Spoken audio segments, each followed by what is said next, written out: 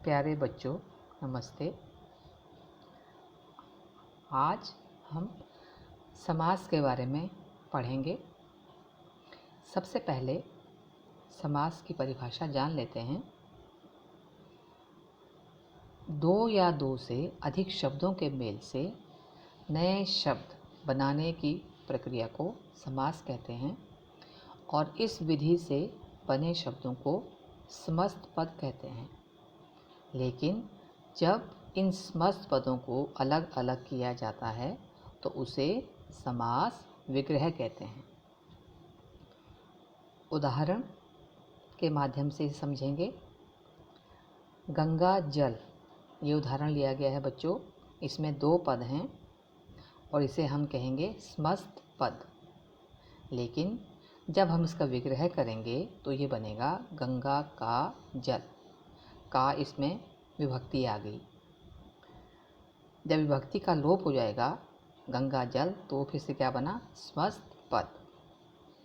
समास के लिए कम से कम दो पद होने चाहिए। पहले पद को पूर्व पद कहा जाता है और दूसरे पद को उत्तर पद यानी कि बाद का पद कहते हैं। समास होने पर दोनों पद या अन्य अधिक पद मिलकर एक संक्षिप्त रूप धारण कर लेते हैं।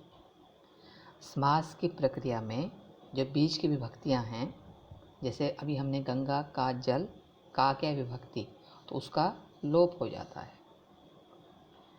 अब समास के भेदों के बारे में जानते हैं बच्चों। समास के 6 भेद होते हैं। पहला तत्पुरुष समास, दूसरा कर्मधारय समास, तीसरा द्विगु समास, चौथा बहुव्रीहि समास, पांचवा द्वंद्व समास, छठा अव्ययीभाव समास। पहला तत्पुरुष समास, पहले इसके बारे में थोड़ा विस्तार से जान लेते हैं। इस समास में उत्तर पद प्रधान होता है और पूर्व पद गौण होता है और इसमें प्रायः उत्तर पद विशेष्य का काम करता है और पूर्व पद विशेषण। इसको विभक्ति के आधार पर हम इसे अलग अलग भेदों में बांट सकते हैं। पहला है कर्म तत्पुरुष समास। बच्चों, आपने कक्षा 8वीं में कारक के बारे में विस्तार से पढ़ा है। तो कारक के जो परसर्ग हैं वो आपको अच्छे से याद होंगे, नहीं तो फिर से एक बार मैं आपको उसको दोहरा रही हूँ।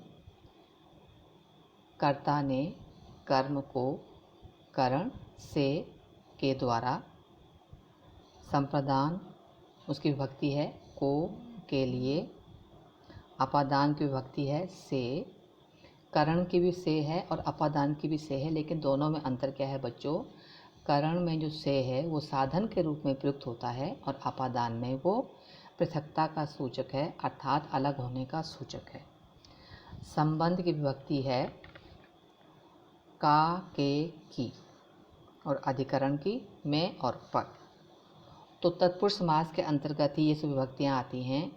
जब आप समास का विग्रह करेंगे तो जहाँ भी आपको विभक्ति कोई भी इन सभी कारकों की जो भी विभक्ति आएगी तो आप इसको पहचान सकेंगे कि ये तत्पुरुष समास के अंतर्गत ही आता है। अगर आपको उसे जब विग्रह करेंगे, अगर आपको कारक के आधार पर पहचान सकते हैं तो अच्छी बात है। तो आप लिख सकते हैं कर्म तत्पुरुष समास है, संबंध तत्पुरुष समास है, अधिकरण तत्पुरुष समास। नहीं तो आप तत्पुरुष समास भी लिखेंगे तो बच्चों वो भी आपका सही होगा, लेकिन थोड़ा सा आप विस्तार में आपको जानना चाहिए। पहला है कर्म तत्पुरुष समास। जिस सामासिक शब्द के पूर्व पद में कर्म कारक की विभक्ति, कर्म की विभक्ति क्या है? को, उसका लोप हो जाए तो वहाँ पर कर्म तत्पुरुष समास होता है। उदाहरण देखिए आगे। समस्त पद विग्रह, इसको हम दो भागों में बांट सकते हैं। समस्त पद क्या है? पहला उदाहरण मृत्यु प्राप्त। अब इसलिए हम विग्रह करेंगे तो क्या होगा बच्चों? मृत्यु को प्राप्त। दूसरा है यश प्राप्त। इसका विग्रह कीजिए तो क्या बनेगा? यश को प्राप्त। तीसरा है स्वर्ग प्राप्त, इसका विग्रह हो जाएगा स्वर्ग को प्राप्त। दूसरा भेद है करण तत्पुरुष समास। जिस सामासिक शब्द के पूर्व पद में करण कारक की विभक्ति, उसकी विभक्ति क्या है बच्चों? से के द्वारा, तो इसका लोप हो जाएगा। जब विभक्ति वो गायब हो जाएगी तो वहाँ पर क्या होगा? करण तत्पुरुष समास। इसको भी आप उदाहरण के माध्यम से जानो। पहला तुलसी कृत, इसका विग्रह हुआ तुलसी द्वारा कृत। दूसरा बाढ़ पीड़ित, विग्रह बाढ़ से पीड़ित। तीसरा है अकाल पीड़ित, इसका विग्रह कीजिए क्या बनेगा? अकाल से पीड़ित। तीसरा भेद है ग संप्रदान तत्पुरुष समास। संप्रदान की विभक्ति क्या होती है? को, के लिए। कर्म में भी को होता है और संप्रदान में भी, लेकिन संप्रदान में क्या होता है? किसी को देने के रूप में। जब कुछ हम कोई चीज़ देते हैं, आशीर्वाद के रूप में है, कोई चीज़ दी जाती है, तो वहाँ पर आपका कौन सा भेद होगा? संप्रदान। जिस सामासिक शब्द के पूर्व पद में संप्रदान कारक की विभक्ति को, के लिए का लोप हो तो वहाँ संप्रदान तत्पुरुष समास होता है। उदाहरण देखिए बच्चों। पहला रसोई घर, इसका विग्रह कीजिए रसोई के लिए घर। दूसरा विद्यालय, इसका विग्रह करेंगे तो क्या बनेगा? विद्या के लिए आलय। आलय मतलब घर, जहाँ पर आप लोग विद्या ग्रहण करते हैं, तो ये भी आपका एक तरह से घर की तरह है, आलय। तीसरा देशभक्ति, इसका विग्रह होगा देश के लिए भक्ति। अगला भेद है अपादान तत्पुरुष समास। अपादान की विभक्ति क्या है? से, और से इसमें क्या है? अलग होने का सूचक। और करण में क्या होता है? साधन के रूप में प्रयुक्त होता है से या के द्वारा। जिस सामासिक शब्द के पूर्व पद में अपादान कारक की विभक्ति चिन्ह से का लोप होता है तो वहाँ अपादान तत्पुरुष समास होता है।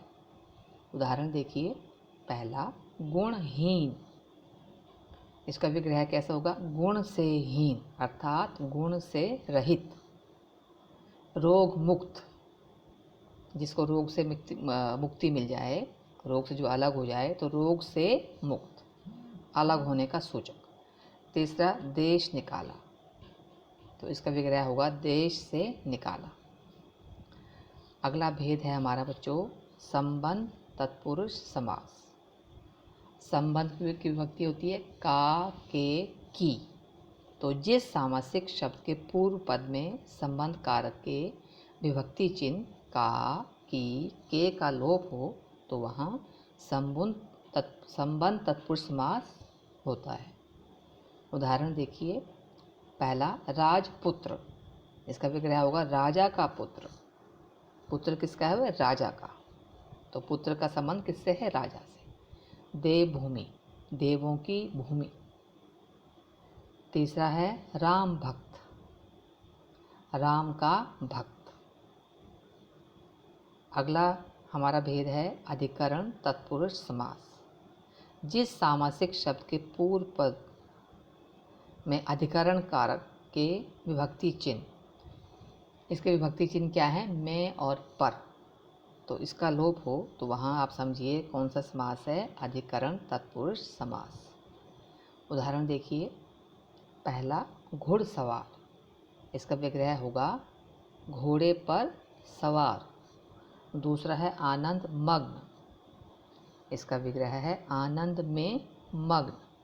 इसमें में और पर दोनों अलग अलग जगह इस्तेमाल होंगे। आत्मविश्वास, तो इसमें क्या होगा? आत्म मतलब अपने आप पर, तो आत्म पर विश्वास मतलब अपने ऊपर, अपने आप पर विश्वास, उसको हम बोलते हैं आत्मविश्वास। तो बच्चों आज मैंने विस्तार से आपको समास की परिभाषा और तत्पुरुष समास, जो कि पहला भेद है समास का, उसके बारे में विस्तार से समझाया। बाकी भेद के बारे में अगले भाग में बताया जाएगा।